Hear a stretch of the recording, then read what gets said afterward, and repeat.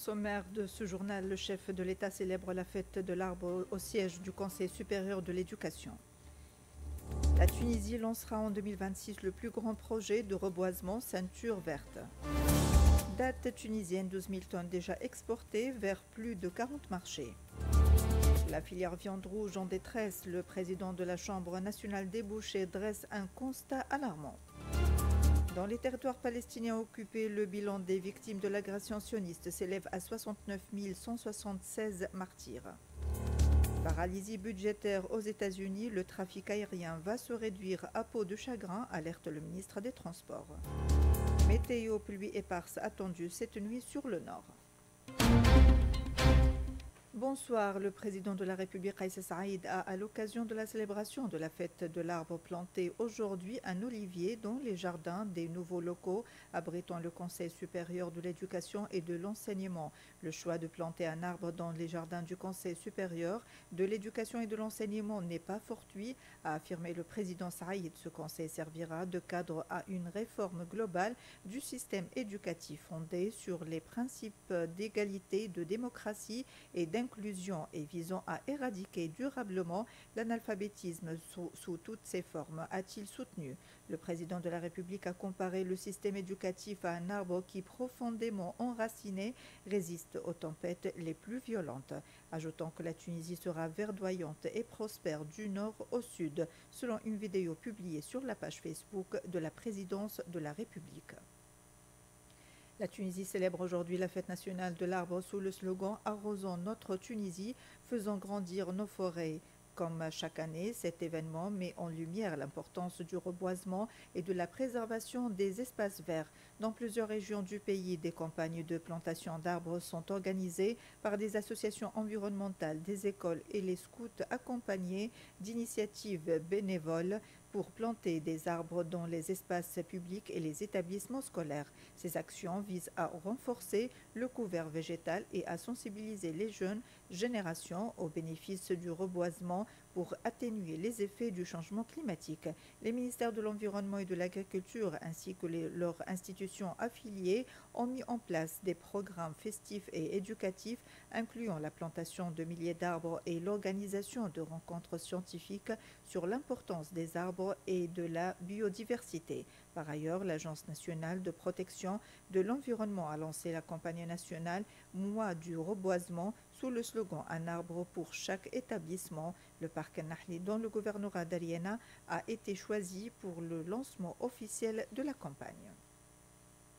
La Tunisie entamera la réalisation du plus grand projet de reboisement baptisé la ceinture verte en 2026, a annoncé aujourd'hui le ministre de l'Environnement Habib Abid. Il a ajouté qu'il s'agit d'une bande visant à protéger le pays contre l'avancée du sable en vue de valoriser le patrimoine environnemental tunisien. Ce projet fait partie des points inclus dans le plan de développement 2026-2030 visant à promouvoir le domaine environnemental et à établir les plans nécessaires pour faire face aux défis climatiques en Tunisie.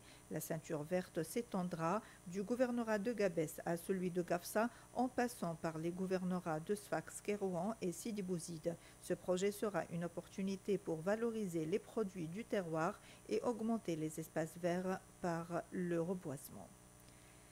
La saison des dattes en Tunisie a débuté le 1er octobre dernier sous les meilleurs auspices avec des perspectives encourageantes de production et d'exportation. Selon Aïcha Rzel, adjointe au directeur des fruits à l'administration générale de la production agricole, les préparatifs pour le nouveau cycle ont commencé tôt, couvrant toutes les étapes du nettoyage des oasis à la protection sanitaire et au programme de promotion.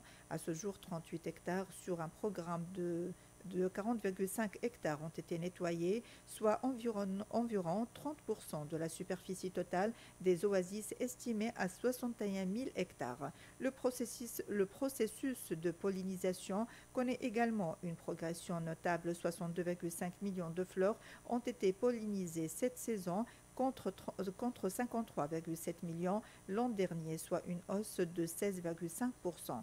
Par ailleurs, 26 millions de fleurs ont été emballées pour les protéger des aléas climatiques contre 14,4 millions de la saison précédente, soit une amélioration d'environ 80% des méthodes de protection. Concernant la récolte, le taux d'avancement atteint 70% à Tozor, 60% à Gafsa et 40% à Kbeli en raison des différences de maturité des fruits selon les zones. À fin octobre, les exportations ont déjà atteint 12 000 tonnes pour une valeur totale de 73 millions de dinars destinés à plus de 40 marchés internationaux. L'Italie demeure le principal importateur, 3 415 tonnes, suivi du Maroc 1860 tonnes, puis de la France et de l'Indonésie, environ 800 tonnes chacun.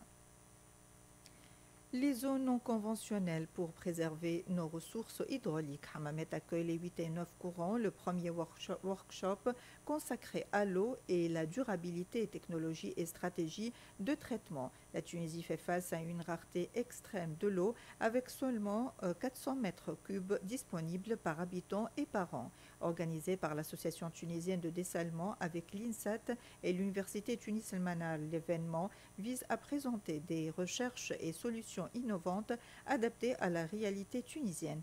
Au programme dessalement, réutilisation des eaux usées et optimisation des ressources pour l'agriculture et la consommation domestique. Béchir Hamrouni, président de l'Association tunisienne de dessalement et de traitement des eaux, au micro de Zainab Fers. Ce workshop, ça tourne autour des solutions de ressources non conventionnelles.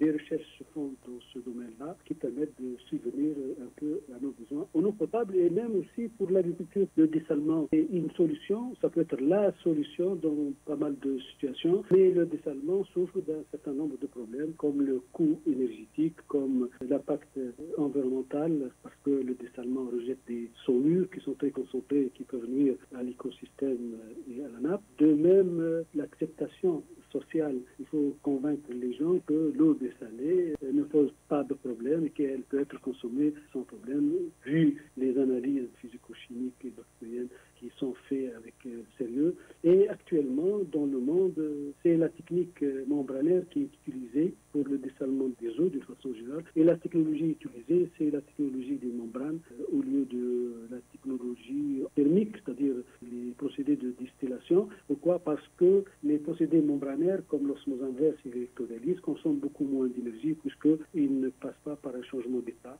Lorsqu'on fait passer l'eau de l'état liquide à l'état vapeur, on consomme beaucoup d'énergie. Donc, l'objectif de notre workshop, c'est justement de présenter des travaux dans ce sens-là et de trouver ensemble des solutions qui s'adaptent à notre pays.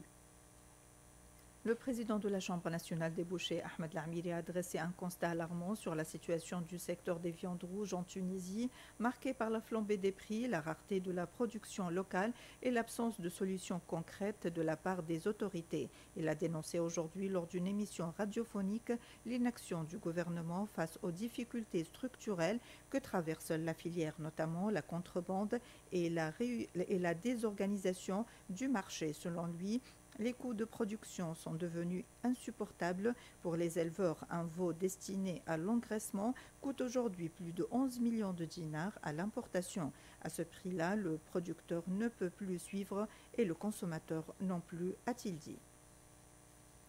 Dans le secteur de la santé, le secrétaire général de la coordination nationale des cadres et agents de santé, Chokri Mabrouki, a déclaré aujourd'hui que le recrutement attendu de 4 000 agents et cadres dans le secteur de la santé ne va pas combler la pénurie criante dont souffre le secteur. Face à un secteur piégé entre une fuite des compétences médicales vers l'étranger et la mise en retraite de plusieurs d'entre eux, le responsable de la coordination a plaidé en faveur d'une stratégie aux contours clairs, loin des solutions à demi-teinte.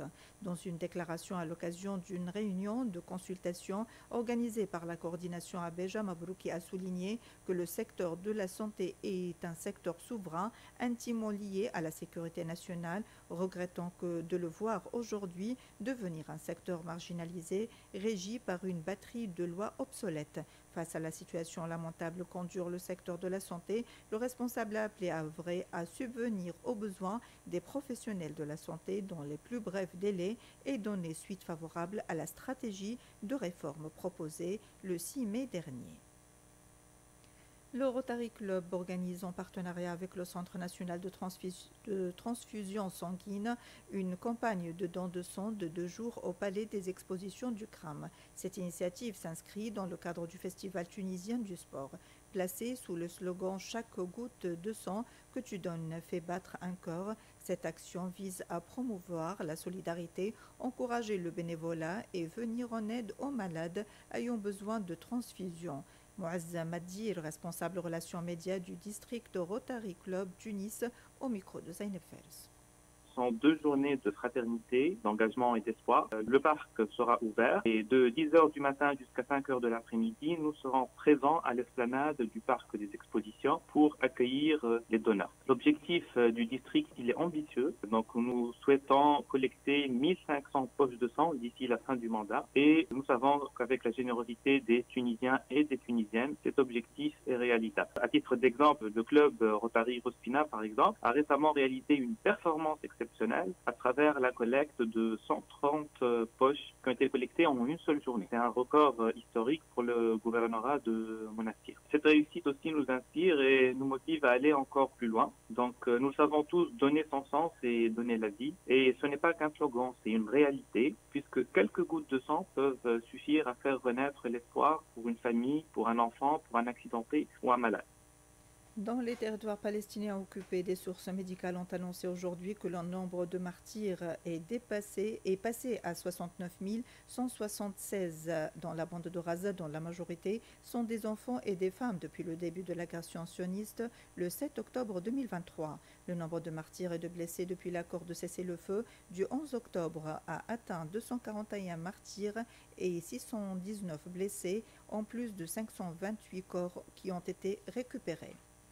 L'adjoint du coordinateur humanitaire des Nations Unies au Soudan a affirmé que la situation humanitaire dans certaines régions du pays demeure préoccupante en raison de la poursuite des violences et de l'augmentation du nombre de victimes parmi les civils et les travailleurs humanitaires. Le responsable onusien a précisé que la situation humanitaire se détériore gravement dans plusieurs États du Soudan en raison de la recrudescence des violences et des meurtres de civils. Le ministre américain des Transports a averti que le trafic aérien allait progressivement se réduire à peau de chagrin en raison du blocage budgétaire qui s'étire et conduit les autorités à diminuer le nombre de vols face à la pénurie d'aiguilleurs de ciel. Météo, chute de pluie éparse attendue cette nuit sur les régions du nord. Elles seront temporairement orageuses sur l'extrême nord-ouest et près des côtes du Gabon, selon les prévisions de l'INM. Les températures nocturnes seront comprises généralement entre 12 et 17 degrés et seront aux alentours de 10 degrés sur les hauteurs ouest. Ce journal touche à sa fin un bref rappel de ses principaux titres. Le chef de l'État célèbre la fête de l'arbre au siège du Conseil supérieur de l'éducation. La Tunisie lancera en 2026 le plus grand projet de reboisement ceinture verte.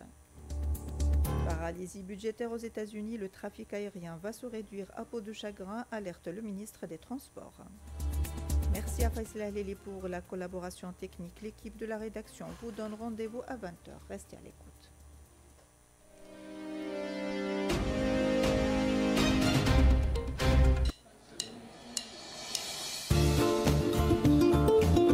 RTCI, das beste Radio aller Zeiten.